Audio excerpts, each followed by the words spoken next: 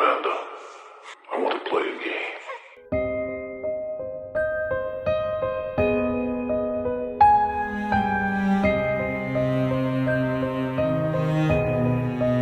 Hey horror freaks, welcome back to my channel. My name is Amanda. As you can see from the title, today's video is my full review with spoilers of the Norwegian body horror film The Ugly Stepsister that is currently available on the streaming platform Shudder.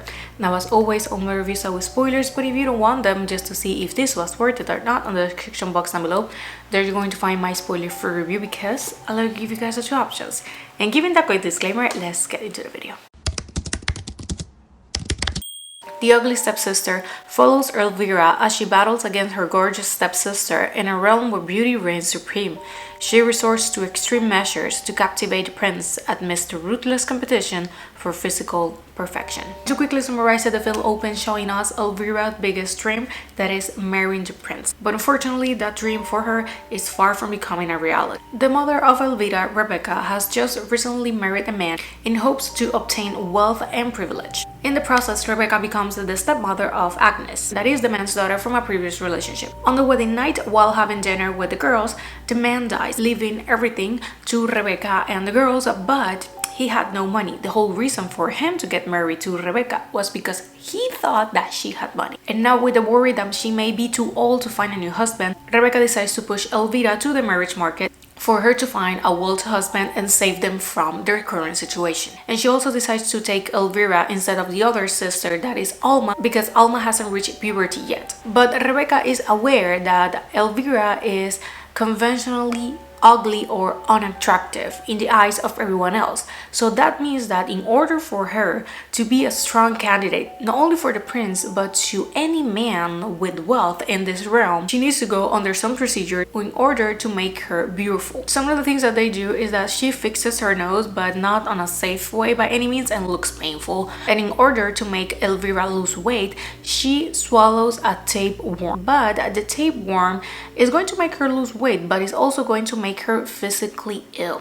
And at last, she has to get eyelashes sewed to the eye. Right now we use glue, but here they saw the pieces of new and bigger eyelashes to her eyes, making her even more ill. But for her, everything is worth it in the name of beauty, because beauty is pain. But for Agnes, this has taken a turn for the worse. Now she has a woman that is strange to her, taking advantage of everything that her father had, including the last name, and she becomes the servant, or Cinderella, after Elvira reveals to her mother that she saw Agnes having intercourse with a stable man that she's in love with. And as a result, Rebecca turns Agnes into what we know as Cinderella, and she gets rid of the man that is called Isaac. But as is known in this fairy tale, the prince is going to be doing a ball in order to find a wife. That is why Elvira is also going under all of these procedures, because she has a little time in order to beat Agnes, because she is jealous of her, because Agnes is naturally beautiful. So she knows that as soon as the prince sees Agnes and not her, he's going to fall in love with her. So that's why she goes under all these procedures so fast. And then of course uses to her advantage this new information about Agnes to make her the servant, so she has no way to go to the ball. But she has a ball gown, but when Elvira finds out, she destroys it. And now Elvira, that is also losing her hair due to the tapeworm, has to wear a wig, but the mother is able to find a dress that makes Elvira look worthy of the prince's attention. After Elvira destroys Agnes' ball gown, Agnes is crying in her father's rotting corpse because Rebecca hasn't even taken the time to properly bury this man. So he has been rotting in this house, and Agnes' mother appears, similar to the fairy godmother, and she helps Agnes with the ball gown. And she also tells to Agnes that she's going to be able to go to the ball, but she has until midnight, following the fairy tale that we all know so well. Elvira arrives to the ball with her mother, and she actually captures the prince's attention, and she's even dancing with him. Everything is going well until Agnes arrives to the ball, but she's wearing a veil, so nobody really knows who she is. But she captures the prince's attention, so they spend the whole night together until it strikes midnight. But mid-dance, her veil kind of moves, so Elvira knows that it's Agnes. And once it hits midnight, she has to leave, leaving her shoe behind, and the prince has announced that he's going to marry the woman that fits her feet on the shoe. We know how this goes. Elvira is enraged, and She arrives to the house. She goes straight to Agnes. She is threatening her to kill her if she doesn't give her the shoe. She eventually gets the shoe and she realizes that of course she cannot fit her feet. So what does she do? She cuts her toe. This is a detail that I love that they include. This is part of the original tales before it was adapted by Disney. Oh, it's raining in case that you're hearing that. Elvira, she cuts her toes. Her mother and her sister find her, and the sister, she cannot believe that Elvira has come this far, but her mother just sedates her and ends the job. So she cuts both of her feet's toes. When the morning arrives, the prince is there to look for his wife, and Agnes knows that this is her opportunity to finally leave this woman and these girls and to have a better life.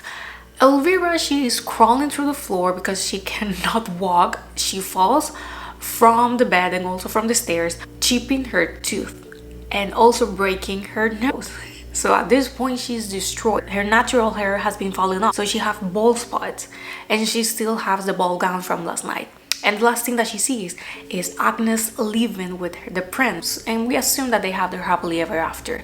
As for Agnes, Rebecca and Alma decides that it's time to leave their mother. Put themselves into a horse and they leave. And Rebecca is currently in bed with a man that she found on the ball, and she is seducing him, and we all know that it's just for the money. And that is how the film concludes. And now gearing into the review, I was dying to watch this movie ever since I read the synopsis and I saw what it was going to be about, and I really like it that this is the dark version of Cinderella with elements from the original fairy tale. Original fairy tales are way darker than one Disney is showing, obviously. So for me, seeing the detail of her cutting her toes to trying to fit the shoe is like, finally we're having that detail. I loved it. When it comes to the story in general, I could say that it's predictable, yes, but it's because this is a well-known fairy tale. If you have watched any version of Cinderella, you have watched this movie.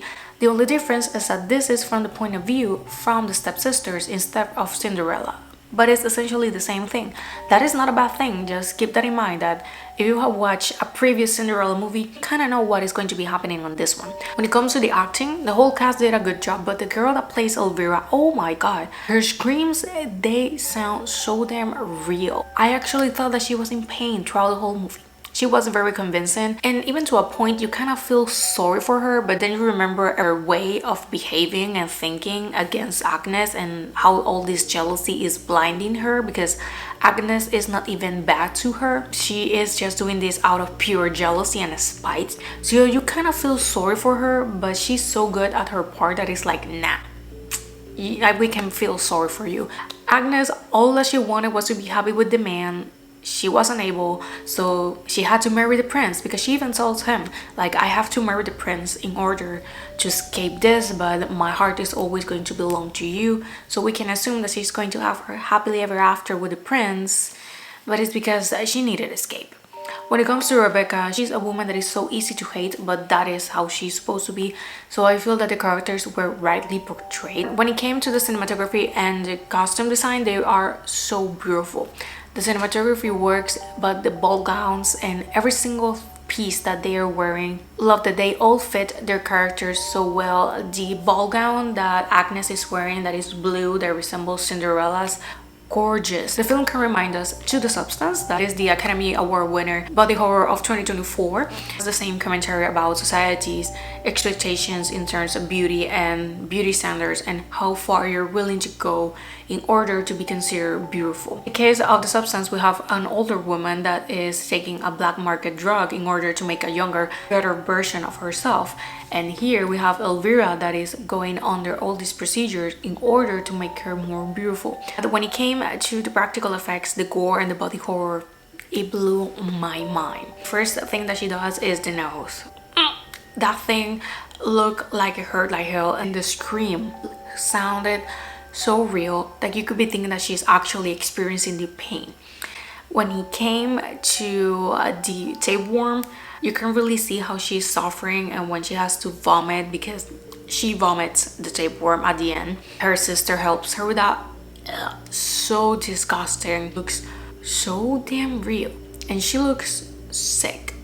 Then when they put on the lashes, they did a close of the eye when they are passing the needle.